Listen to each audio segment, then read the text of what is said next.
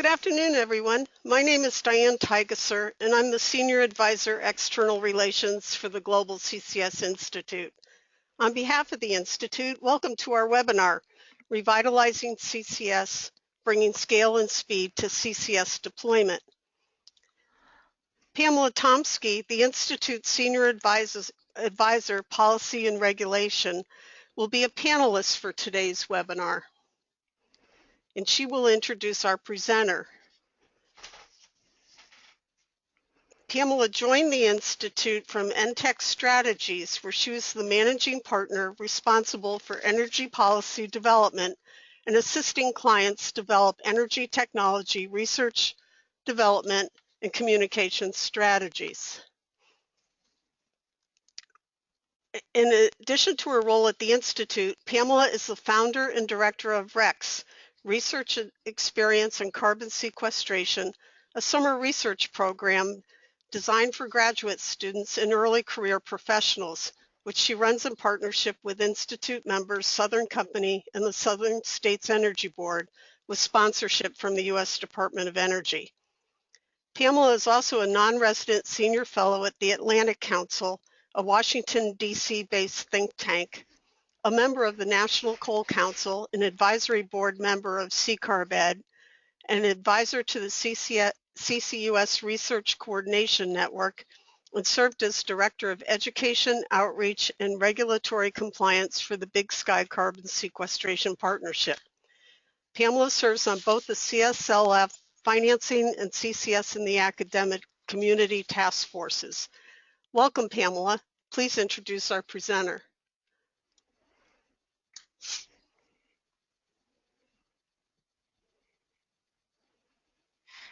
Thank you, Diane. I'm delighted to introduce Janet Gellici, who serves as the Executive Vice President and Chief Operating Officer of the National Coal Council, which is an advisory committee to the U.S. Secretary of Energy that provides advice and recommendations to the Secretary on general policy matters relating to coal and the coal industry. The National Coal Council report that Janet will present on today was my first report with the Council, where I led the chapter on the global status of CCS, and it was really a great experience and pleasure working with Janet. Prior to joining the National Coal Council in May 2013, Janet served as Chief Executive Officer with the American Coal Council, whose primary goal is to advance the commercial interests of its member companies, including the development and utilization of American coal as an economic, abundant, and environmentally sound fuel source. For 30 years, Janet served in various capacities at the organization, including CEO since 1990. Prior to her work at the American Coal Council, Janet was the Communications Director at the Colorado School of Mines Management Institute and as the Public Information Director of the Western Governors Association. She has also served as Executive Director of the Coal Trading Association, and for many years she wrote a monthly column for the Denver Post and has been published in numerous trade publications. Janet was appointed by the U.S. Secretary of Energy to serve on the National Coal Council in 1998. She served on its Executive Committee and the Coal Policy Committee until her current appointment as Executive Vice President and Chief Operating Officer. In December 2013, Janet was acknowledged among the 100 Global Inspirational Women in Mining by Women in the Mining UK. The initiative showcases women nominated by their peers for their contribution to the mining industry. She is a past president and a current board member of the Washington Coal Club and formerly served on the board of directors for the Women's Mining Coalition. Janet is a member of the American Society of Association Executives and is a certified association executive. She earned her MBA from Regis University and is a graduate of the University of Iowa with a degree in journalism and business administration. She serves on the board of advisors for the Mitchell Gallery at St. John's College in Annapolis, Maryland, and is the trustee with the Seven Seas Cruising Association Foundation. Welcome, Janet. We look forward to your presentation, but first let me turn it back to Diane for a short announcement. All webinar attendees are welcome to submit questions throughout the presentation through the Questions tab on the GoToWebinar control panel on your screen. Questions will be moderated and posed at the end of the session. Please be aware that we may not be able to get to all of your questions today, but we will try to answer as many as time allows. And now we'll let Janet begin her presentation.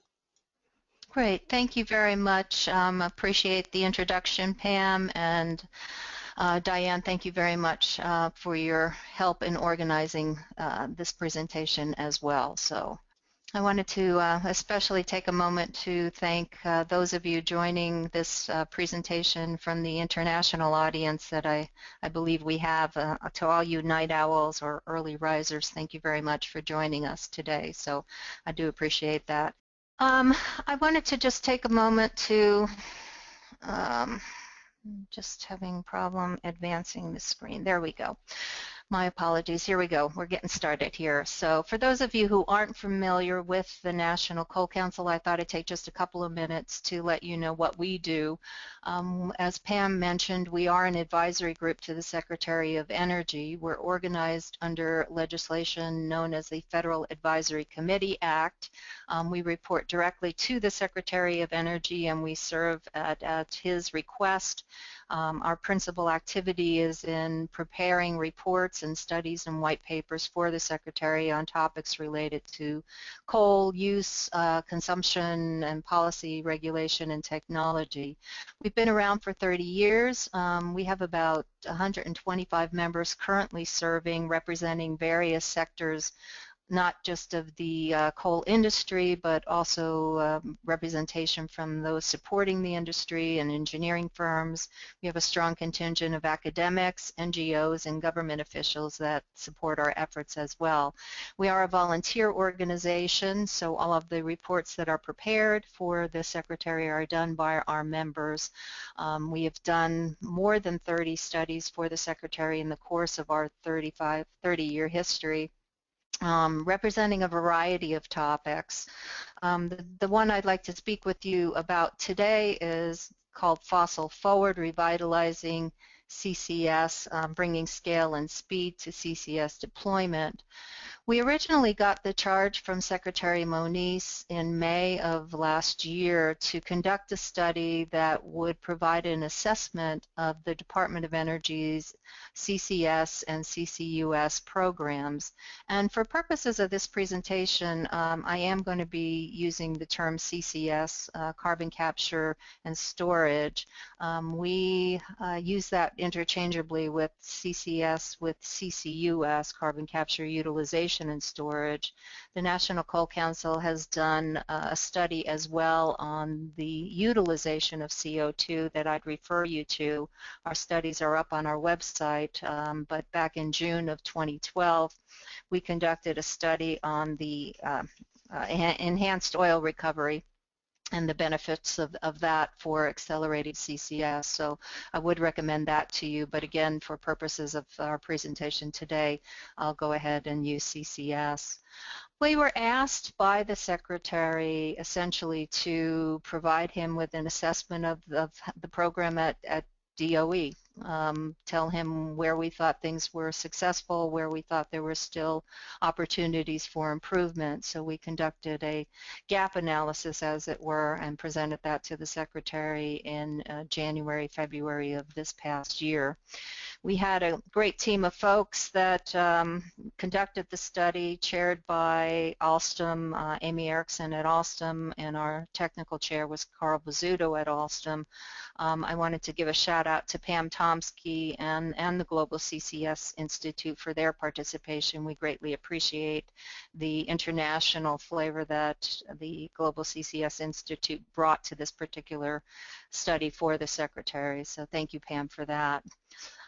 This is kind of an outline of the areas that we covered. I would mention that we conducted a very thorough analysis. The meat of our report runs about 125 pages with numerous appendix materials attached. We have a very extensive review process, a very extensive and inclusive review process among our members, so it's, I would recommend it to you. I'm not an engineer, and when folks prepare reports for us, it generally has to pass the me test so that I understand it. So I think it's a very readable report and again, very meaty. So I wanted to jump, I guess, to kind of the conclusion or the principal theme of the study to get started here. In our assessment, looking globally at what was going on with CCS technology development, we did find that the Department of Energy in the U.S. was really doing world leadership types of activities and investments in advancing this technology. We did not feel that we've reached a critical mass yet. We're not at that commercialization stage or at that stage of the CCS development process where we can declare success and go ahead and institute these programs on a commercial basis. And we did feel that without adequate demonstration, without more demonstration projects being put into place, really we could not get to that commercialization stage. But it's the capture technology. In addition to just the capture technology, we made a strong point in this report about the need for storage. Again, no point in capturing CO2 if there's no place to put it. Storage is really a critical component of this. I talked about EOR a few minutes ago and utilization. We do feel that that will have a role to play, but storage is what gets us to the scale that we need to address this problem. And I was really amazed. You know, I always learn a lot of things when I go through these studies, and I was really amazed at the magnitude of the CO2 problem that we are confronting and need to address. Certainly the pursuit of CCS is not for the faint of heart. The scale of global CO2 emissions is staggering. Just looking at some numbers here, the cumulative total of CO2 emissions in 2050 is projected at over 2 trillion tons. IEA, the International Energy Agency, is estimating that to be the safe emissions level goal is about 885 billion tons. So that difference between 2 trillion, and 885 billion is obviously significant. So, and as a point of comparison for those of you in the U.S., we had a very highly successful SO2 cap and trade program in the U.S. a number of years ago that was designed to reduce SO2 emissions. And that program was designed to reduce SO2 emissions from 10 million tons per year down to 5 million tons. Again, 10 million down to 5 million. And what we're talking about with CO2 is a 2 trillion versus 885 billion ton. So we definitely have a tremendous challenge ahead of us and an equally compelling imperative, I think, to meet that challenge. Again, I'll refer to information here from the International Energy Agency. We do know that total world energy consumption is projected to grow by greater than 50%. Fossil fuels by 2050, fossil fuels is expected to provide 80% of that. So it's quite clear that we will, in the near-term future, be relying on fossil fuels for power generation and industrial uses. IEA in this graph was taking a look at the diverse set of technologies that would be required to meet global greenhouse gas reduction goals. So if you look at that light blue bar on the screen, you'll see that CCS technologies is projected to need to provide about 14% of the cumulative emissions reductions by 2050. A couple of other slices of the pie here that I'd reference for you. If you look at the purple bar, that's end use efficiency, electricity efficiency. That's expected to bear the brunt of the emissions reductions at 42%. On the green sliver there, you'll see renewables is expected to contribute 21%. I think these projections, IEA's goals here, assume a very significant improvements from energy efficiency and a very significant growth in renewables. And I like to point out that if either of these does not come to fruition, if they do not achieve the rates projected or hoped for, that fossil fuels are likely to fill that gap, which will certainly further increase the need for widespread deployment of CCS. So more important than ever that we advance this technology. This chart is a little confusing even to me, but let me try and take a couple minutes to explain it. It's looking at some of the various technologies and energy sources that might be used and posturing, okay, what would happen if we did not have that technology in place? So we can see that the inclusion of CCS in a portfolio of mitigation options substantially decreases the overall climate mitigation costs. So the IEA projected that without CCS, we would likely be looking at a 70% cost increase in mitigating CO2 emissions. The IPCC projected a cost increase of nearly 140% without CCS. As a point of comparison, if the nuclear phase out, if we were to phase out nuclear and not have that available as an option, projections here are that the median cost would only increase by 7%. And looking at wind and solar expansion, if that was to be limited, the increase in global mitigation costs would increase by only 6%. So it's apparent that without a scaled solution such as CCS, it's highly improbable that CO2 emissions goals can be met in an affordable fashion.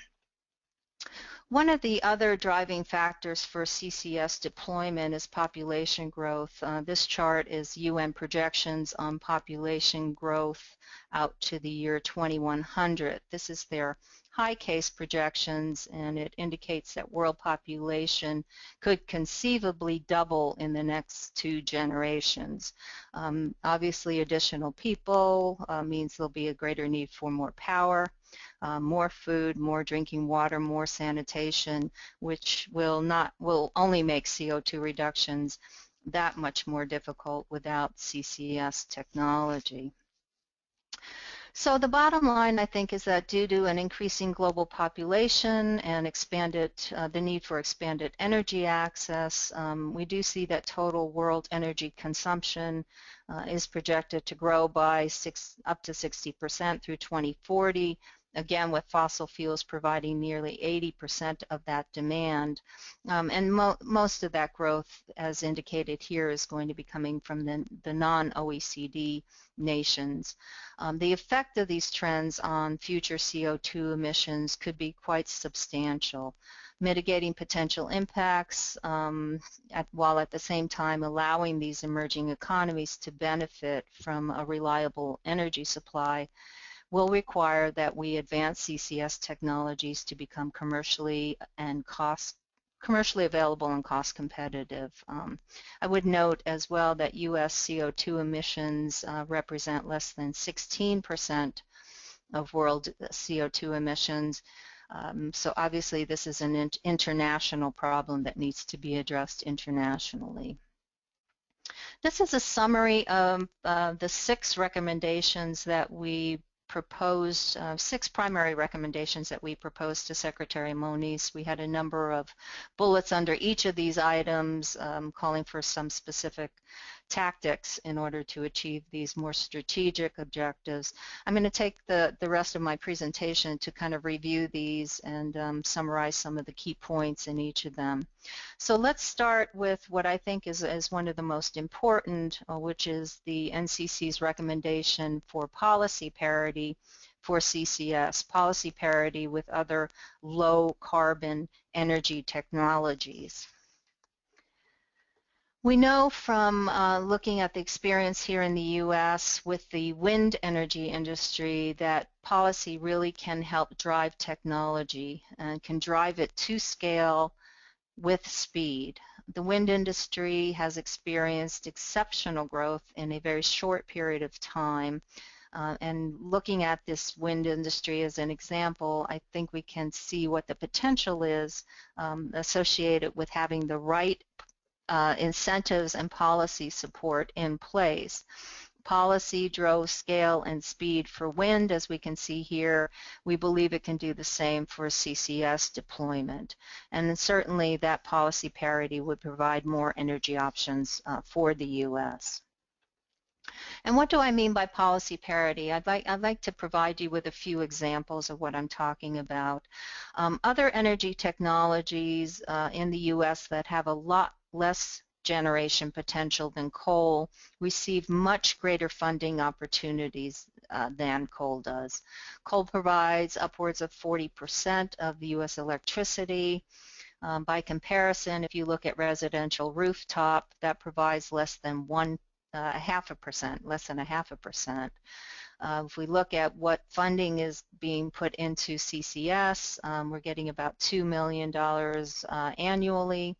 By comparison, residential rooftop solar gets $8 billion per year in various subsidies from federal, state, and local entities.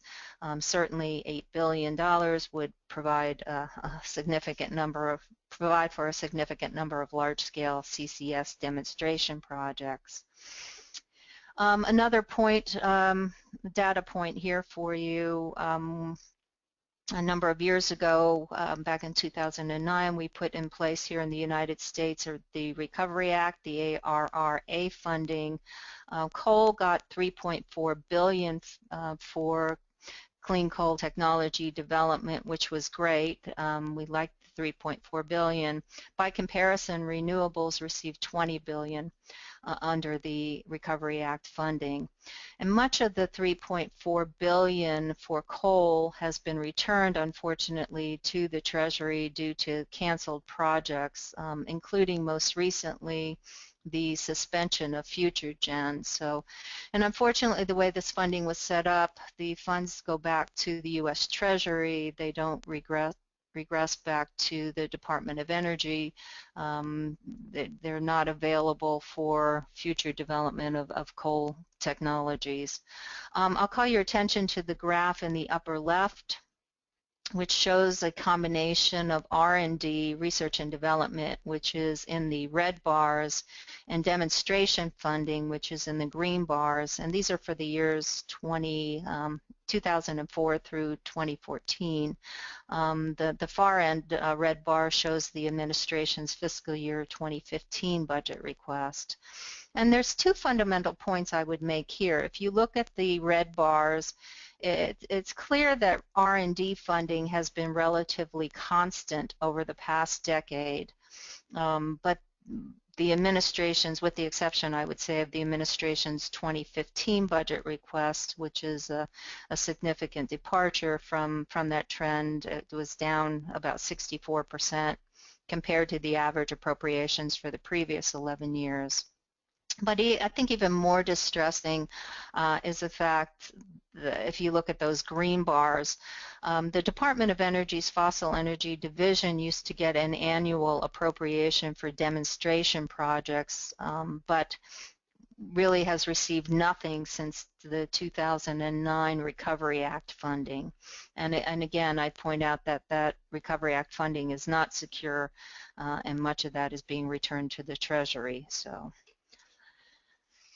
And looking at the Department of Energy's finally loan program, to date the loan office at DOE has issued more than $34 billion in conditional commitments, and these are either direct loans or loan guarantees. It includes a little over $8 billion for a nuclear plant in Georgia. It includes $8.5 billion in loans for the auto manufacturing industry. Most of the remainder of that $34 billion in loan commitments was committed to the wind and solar industry. There were no advanced fossil projects that have received a loan at this point in time. So again, just another point of where we think there is a disparity in the funding and support for CCS and clean coal technologies. Which brings me to the issue of funding and a couple of key recommendations by the National Coal Council in its Fossil Forward study. The first recommendation we focused on the need for enhanced funding for CCS. Everybody always likes more money, but we were suggesting to the Secretary that it's not just a matter of more money, but the need for focused funding. There's a need to identify the most promising technologies and move them forward quickly. And there's also a need for demonstration of second-generation technologies. So we have a number of projects that are in the pipeline and working their way through the development phase, but we suggested that possibly some weeding out processes needed to be put in place and some hard decisions made to allow some of the more promising technologies to move forward. A second recommendation related to financing of CCS projects. There's absolutely a need to develop more demonstration projects. We called for putting in place 5 to 10 gigawatts of demonstration projects. We also feel there's a need to accelerate development of CO2 storage. As you recall from the beginning of my presentation, I talked about the importance of putting in place storage. We can capture CO2, but if we have no place to put it, it's not going to help us. DOE has a very successful program, Regional Carbon Sequestration Partnership Program, located in about 8 areas throughout the United States. And what we recommended to the Secretary was that DOE take a role in developing one reservoir within each of these partnership regions that would provide a place for CO2 to be stored.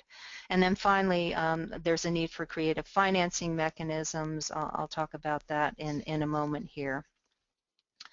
So breaking this down just a little bit, annual federal funding has historically supported budgets for R&D activities, but has not supported significantly larger federal budgets for demonstrations and the large-scale projects which we believe are necessary to advance CCS to a commercial deployment stage. DOE funding for CCS demonstration scale activities are included in something called the I Program, which is the Clean Coal Power Initiative. And it's reflected in this graph in the red bars that you see. And that funding was in place for the years 2006 to 2009. Again, we see no funding for demonstration scale activities since 2009. And when we look at that I program, we see that there's a total of 18 projects that have gone through the I program. 4 of them have been completed. 4 of them are active at this time. 10 projects have either been withdrawn or discontinued or had their negotiations ceased. And of the 4 active projects, the federal cost share is not a heavy lift. We can see that the federal grant cost share ranges from 5 to 18%. For example, if you look at Southern Company's Kemper Energy Facility, it's a $6.1 billion, $6.2 billion now, I believe, project cost. It's received about 5% of that from the federal government. On the higher end of that scale is Summit's Texas Energy Clean Energy Project with a project cost of $2.5 billion. That's received about 18% of its funding through federal grants. The current DOE CCS program also doesn't include any budget or plan to fund demonstrations of second generation CO2 capture technologies. These demos would need to be operating in the 2020 to 2025 time period in order to advance widespread deployment of CCS on power plants by the 2030 period of time. We have some objectives that the Obama administration has established for 2020 in terms of CO2 reductions.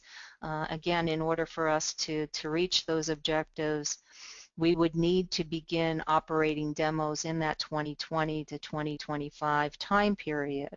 If we want to do that, financial commitments need to be made basically now, 2015 to 2016. So at the same time, DOE needs to continue to feed the pipeline on these technology developments by sponsoring early stage R&D on transformational technologies for CO2 capture, as well as technologies that can improve the efficiency and cost of CO2 compression. So lots of work to be done. This chart was taken from the Advanced Technology Roadmap that was developed by EPRI and the Coal Utilization Research Council. And it demonstrates a significant discrepancy between federal funding for CCS and the amount that industry believes is necessary to move this technology forward to commercialization. The existing DOE Loan Program, guarantee program for CCS projects, we believe will not be sufficient to move these projects forward. There are a number of creative finance mechanisms or additional finance mechanisms that need to be taken into consideration. Production tax credits, rate recovery approvals, feed-in tariffs, grants. I know the UK is looking at some contract for differences agreements. Not sure what the potential is for use of those types of arrangements here in the United States, but they're certainly worth exploring at this point in time to see if there would be some value to using those types of finance mechanisms to move these projects forward. So. Another key recommendation was the need to align DOE program goals with industry's technology investment and commercial objectives. There seems to be a path and some goals that are set by the Department of Energy that do not really mesh or align with how business is conducted here in the United States. So decisions that private companies are making or public companies, commercial companies are making in terms of how to invest in commercial technologies going forward is out of alignment with those that DOE has in its current CCS program. We've detailed some specific recommendations in our study, but let me just point out a few things in terms of the misalignment that we see. So this graph depicts the various technology readiness levels, the TRL levels, for the Department of Energy's RD&D program. We've got on the far left in the purple TRL levels 2 through 4, and this is really the bench scale type of testing, the initial testing of a technology. And once it gets through this stage, we move on to the technology readiness levels 5 through 6. Those are pilot scale types of projects. And then we get to where we're doing some demonstration scale testing in the TRL level 7 through 9. So DOE's current CO2 capture R&D program includes a portfolio of 70 projects that range from small-scale laboratory and bench-level testing, that's that TRL level 2 through 4, through small-scale sub-pilot work, and that's really in that TRL level 5 through 6. At the present time, none of the DOE CCS programs has evolved above the TRL level 6. That's, again, is the pilot scale field testing with projects that are in the 10 to 50 megawatt range. Southern Company's Kemper County project will be the first IGCC plant with CCS. And if successfully launched, would be at a TRL 8 level. NRG has got a project underway, the Petronova plant, that would be at a TRL 7 level. And some of you may be familiar with Sask Power's Boundary Dam project up in Saskatchewan, Canada. Their demonstration project, we believe, is pegged at about a TRL 7 level. mostly due to its size, the fact that it's been operational just since October, so a bit more time is needed to test out the technologies to advance into the commercial stage, and we need to be operating these plants at a much higher level than the SAS boundary plant is in order to declare a commercial success. Commercialization typically occurs after the successful completion of a TRL 9 level. Again, that includes extended operation at full scale, typically for years. So. One of the other things that we've been seeing that's a primary objective of DOEs is actually to reduce the cost of these technologies. There is a cost associated, a parasitic load cost associated with running CCS capture technologies on power plants. The cost goals that DOE established were intended to show progressive improvements over time, eventually leading to cost parity with conventional technologies. Due to lack of funding for large demonstration projects, however, these timeframes have been driven out well into the future. So right now we're looking at here sitting in 2015, parasitic load costs on the order of 40 to 45% that will need to be reduced down to 10% or so, or less. But right now, that doesn't seem to be attainable until 2035 at this rate that we're progressing so far. So, DOE's loan guarantee program, I talked about that a little bit. It certainly does provide significant assurance financially and helps to lower borrowing costs. Unfortunately, it does not cover technology risk or performance risk. And these are the types of risks that need to be satisfied to bring in conventional bank financing. So again, here's the discrepancy between some of the DOE financing objectives and what needs to be supported in the commercial sector. So in order to get those technology or performance risk guarantees from contractors and developers, that will be needed to secure conventional bank financing. And really a leading cause of the inability to finance certain projects stems from this inability to secure those technology and performance guarantees. So. I don't expect anyone to be able to get through this chart. It's provided as a way just to present some optics on the challenges associated with and the risks associated with commercial underwriting. Applying for a DOE loan, particularly for commercial scale advanced fossil projects that typically would exceed $1 billion in financing, has significant disincentives built into the process. We suggested to the Secretary that what's needed is more clarity in the due diligence process, less duplication on the DOE side for independent underwriting, and a much more streamlined process. This risk analysis includes not just the DOE portion of it, but consideration of public policy incentives and siting decisions, as well as market factors. So again, what's needed here is a better alignment of industry's technology development and commercial investment objectives with those of DOE's technology and financing programs. Just a couple more recommendations to get through here now, and then I'll welcome your questions. Based on international growth of coal use that's anticipated, management of greenhouse gas emissions is obviously an international problem in need of an international solution. And regretfully, however, what we're seeing is that the international portfolio of large-scale CCS projects has been decreasing over the last 3 years. There are a number of projects that are in the pipeline right now and advancing, and certainly the next few years are critical for their development and the results that we're going to be getting out of those. But the projects that are in the pipeline right now are primarily a result of public and private investments that were initiated 5 to 10 years ago.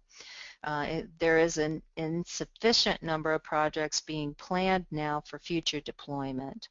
The CO2 capture capacity of all the projects that are either in operation, construction, or advanced planning stages right now is less than the current CO2 emissions from West Virginia's coal power plants alone. So I think it's obvious that the magnitude and level of the projects that we have underway are not sufficient to address the magnitude of the problem that we're facing.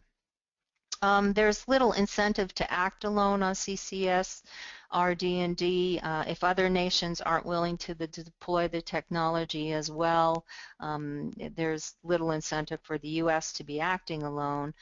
DOE has certainly taken some important steps to form international collaborations.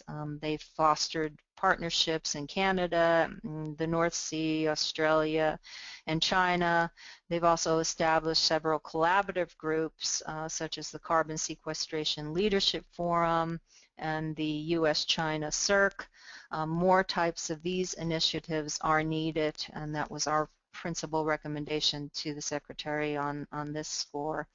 One opportunity for collaboration may be to work more sources of low-cost CO2. The number of gasification projects is rising rapidly. The vast majority of those are being put in place in China. As of 2010, China had about 400 such projects using coal as a feedstock. These projects create low-cost CO2 streams that we feel could be used to demonstrate CO2 storage potential. So there may be perhaps opportunities to demonstrate CCS equipment manufactured here in the United States in international locations where construction costs are lower and permitting timelines are shorter. And then finally, the last recommendation we made, our final recommendation to Secretary Moniz, was to continue to promote public acceptance of CCS projects through education, outreach, and training. While there are some regions of the U.S. that might accept a CCS project, many others will not. So it's important to effectively engage communities and to help these projects move forward in ways that respect local economies, local values, local ecosystems, and local resident needs. So again, that is a critical component of what we believe is necessary to get us to that commercial stage. So, Diane, I'll turn the program back over to you. That's all I have. I look forward to answering any questions that you might have. Thank you, Janet, for an excellent presentation. If any of you have questions, please submit your questions in English directly into the GoToWebinar control panel. Janet, we also already have a couple questions. The first one is, can you comment on how the National Coal Council recommendations have been received by DOE and other groups, and then has anything actionable resulted? Sure, thank you, Diane. Yes, as part of our process at the National Coal Council, we do brief DOE staff on the recommendations, and obviously the Secretary isn't made aware of these recommendations. So we've had a lot of interest from the Department of Energy in some of the specific recommendations that we've made. I think the highest interest, among the highest interest level, was in when I talked about the TRL levels of development. There was a lot of interest on the part of the DOE staff in terms of how we allocated various projects to the TRL levels and using those TRL levels as a barometer of the advancement of these technologies and how that indicates and suggests and demonstrates that we're not at a commercial deployment stage. So there was a lot of interest there in that. I would also say that the recommendation on policy parity has been getting quite a bit of interest among folks at DOE as well as other groups. I know that the Secretary and those in the Fossil Energy Department, Julio Friedman's the Assistant Secretary at DOE. He's been talking quite extensively about the need for policy parity. So it's our hope, we're working with DOE right now to try and develop another study or white paper that would go into a little bit more detail on that policy parity issue, Diane, that would allow us to provide some specific recommendations to the Secretary on what would be needed to bring that playing field to a more level basis. So we're hoping to get that request from the Secretary here in the next few weeks and get started on another study for the Secretary. So we'll keep you posted. Maybe you'll invite me back for a presentation on that. Great. Another question we have is, what lessons can be drawn from recent setbacks for demonstration projects, such as the withdrawal of DOE funding for future gen and cost overruns for many projects, including the Kemper project? Right. Cost overruns are not untypical, I guess, or atypical. They're not untypical in a lot of these first-of-a-kind projects. This is one of the discrepancies that we found in some of the DOE program goals and objectives. A lot of those were based on endpoints that were based on the nth of a kind plant versus a first of a kind plant. So we appreciate the pioneering efforts, I think, of a lot of these folks that are stepping up to do these projects on a first of a kind basis. And there's a lot of lessons that can be learned from doing these kinds of projects, and we anticipate that the costs will come down. So we had Mike Marsh, who's the president of Sask Power, speak at our April conference of the National Coal Council. And again, their project, Boundary Dam, has been running since October of last year. And Mike has been very public, Sask Power has been very public about their feelings and beliefs that they can reduce the costs associated for the second project they get off the ground by 25 to 30%. And that's a huge amount. I mean, that's a significant decrease. So obviously there are things that they're learning from a technical basis, from a managerial basis, that they're going to be able to apply to drive down the costs. And again, this is a pretty typical cost curve experience with any new technology in whatever industry. I think we've seen that with our own cell phones, for example. So I think there's many lessons to be learned. It's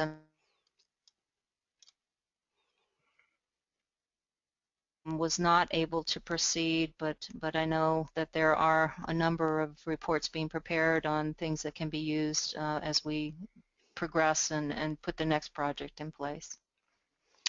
Great. Our next question is, why doesn't the coal industry fund 100% demo projects? And the questioner said that you could piggyback on carbon capture technologies underway at various universities, and technologies such as membranes, MO frameworks, chiller to make frozen CO2, etc. So a number of the coal companies are supporting those initiatives at universities. I'll use one example. Peabody Energy and Arch Coal and Ameren, which is a utility here in the U.S., are supporting efforts at Washington University in St. Louis to develop technologies that would reduce emissions. So a lot of the funding that the coal companies are putting in place are going through the university systems. I get many calls from entrepreneurs who have different technologies that they think are promising, and I actually encourage them to work with universities to test out their technologies. There is funding support being given to the National Carbon Capture Center by coal companies and utilities. That's a testing facility for promising carbon capture technologies down, I think it's being managed by Southern Company down in Alabama. So there are a number of initiatives. I each month do a monthly newsletter for National Coal Council members, and I have a featured article there that's called Who Knew? And it really focuses on government, university, and industry programs that are designed to advance carbon or coal technologies. And I'm surprised that every month that I'm able to find a new program to represent. So we have all of those up under our website, and you know, I think it's just indicative of the fact that money is being invested to advance these technologies. I think what's becoming more difficult and more challenging is to be relying on any one company to be able to support these types of technology developments. I think we're past the point of affordability where any one single company is able to handle that on their own. So a public-private partnership is definitely needed, and I would suggest that probably a consortium or a coalition of companies will be needed to advance technologies going forward, given the costs and the risks and the tremendous need that exists. Our next question is there any specific plan for social acceptance issues?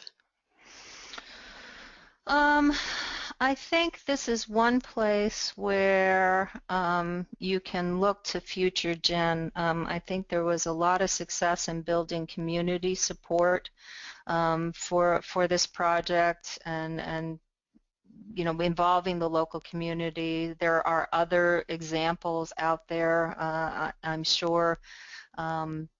I'm just not familiar with them individually, not my area of expertise, but I know that this is a critical component and a very important part of getting these projects moved forward. Certainly, if they're not accepted in a community, they're not going to be advancing. So sorry I don't have more specific details. There are some examples, I believe, cited in the Fossil Forward report, which I should mention is up in full on our website. We have a number of fact sheets that are up that, you know, kind of the Cliff Notes version of some of the findings and recommendations, but the full report is up on the website as well. And Janet, can you give them the website address, please? Yes, nationalcoalcouncil.org. Thank you. Okay, and one last question from the fiscal year 2016 request. It appears that DOE is planning a demonstration project for NGCCS with greater than 75% capture by 2020. Does this indicate that DOE is prioritizing that going forward? So I think that is an acknowledgement and a realization that the CCS is not just a coal issue. You know, last time I checked, natural gas was a fossil fuel. So I think, you know, it's not just the coal industry that needs to be mindful and participating and supporting these development efforts. So so I think that's a realization on the part of the administration that, you know, down the line we need these controls not just for the coal industry but for natural gas as well. The fiscal year 2016 budget also includes some production tax credits and sequestration tax credits.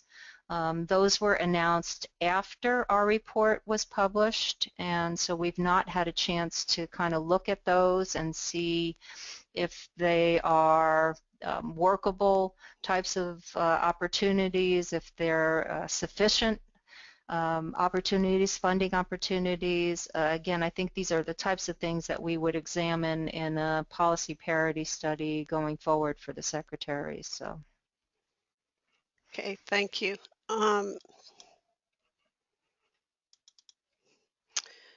Okay, I think that wraps up our webinar for today. If you have further questions, you're welcome to submit them to the Institute by emailing us at webinar@globalccsinstitute.com. This webinar has been recorded and will be made available on our website probably within about a week to 10 days, along with a copy of the presentation. This webinar is one in a series of expert webinars, and I do hope that you found it valuable. On behalf of the Institute, a big thank you to our presenter, Janet Gellici, and our panelist, Pam Tomski, for a most interesting and informative webinar. Lastly, as you leave this session today, it would be most appreciated if you would take the time to complete a very quick 3-question survey that we use to improve our webinar program. Thank you all very much for your attendance. Good afternoon. Thanks, Diane. Cheers.